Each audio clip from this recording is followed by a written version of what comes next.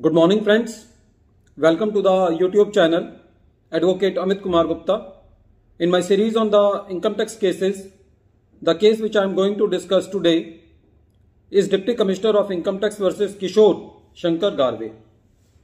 This case has been reported in 97 ITR Tribunal short notes page number 49 and the matter has been decided by Pune ITAT. The date of the judgment is 5th July 2022. Friends, the facts of this case are very interesting. The moot point in this case was that whether the CIT appeal has the power to give the benefit which the assessee has not claimed in the return of the income. And the second question was that whether the assessing officer can revise his order under section 154 when there is no mistake apparent from record, or when the matter is debatable. Friends, the facts of the case is like this. There were two assessment years involved, assessment year 11-12 and 12-13. Assessee filed its return of income and claimed 80 IB subsection 10 deduction in the original return of income. After some time, the assessee revised its return and withdrew its claim under section 80 IB subsection 10 deduction. There was a survey on the assessee.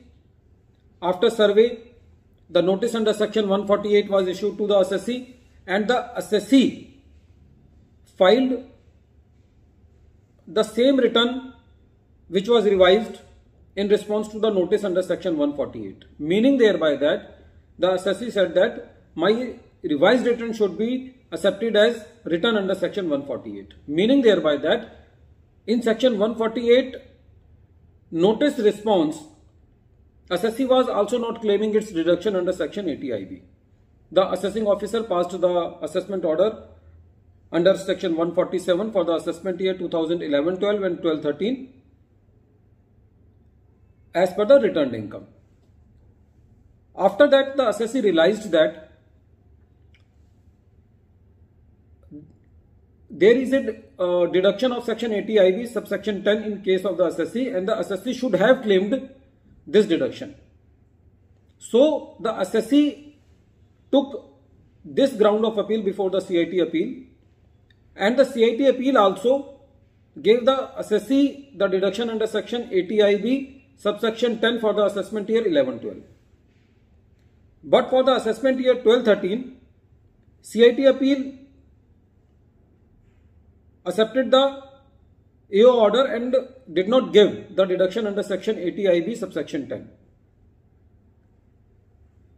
So the assessee filed a section 154 application before the CIT appeal that this order should be revised and on the basis of the order passed for the assessment year 11-12, this order should be rectified.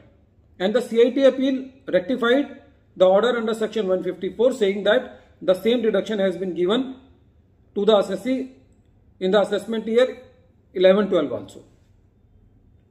So CIT appeal was very generous to the assessee in this particular case and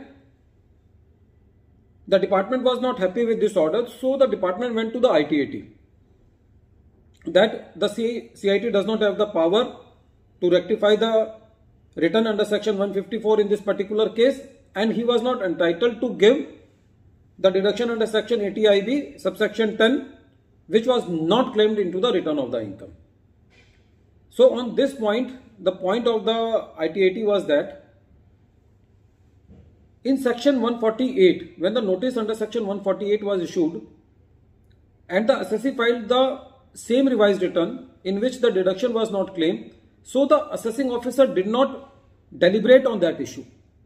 And if the assessing officer has not deliberated on that issue, then CIT appeal without deliberating same issue while dealing with the appeal cannot give the benefit of deduction under section 80 IB subsection 10. Because it was clear from the facts and circumstances of the case, the CIT appeal plainly gave the 80 IB subsection 10 deduction to the assessee in its order. So the apprehension of the ITAT was that the matter was not deliberated. So ITAT withdrew this ATIB subsection 10 deduction for the assessment year 11-12 and for the 12-13 also. For the 12-13, the ITAT said that this is a debatable issue and it cannot be rectified under section 154. Friends, the whole decision of the assessee was reversed by the ITAT.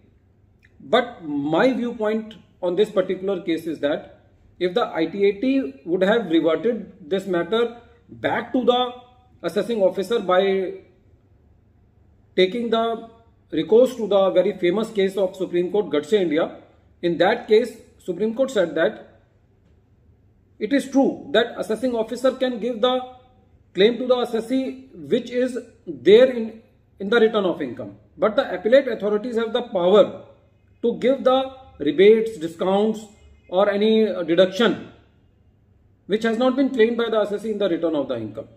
But because the assessing officer has not deliberated on the issue, so the right course of action can be in these particular cases that the matter should have been reverted back to the assessing officer. Friends, this case is very important as far as the filing of revised return and claiming the various deductions and rebates are concerned. The name of the case is Deputy Commissioner of Income Tax versus Kishore Shankar Garve. Thank you, friends.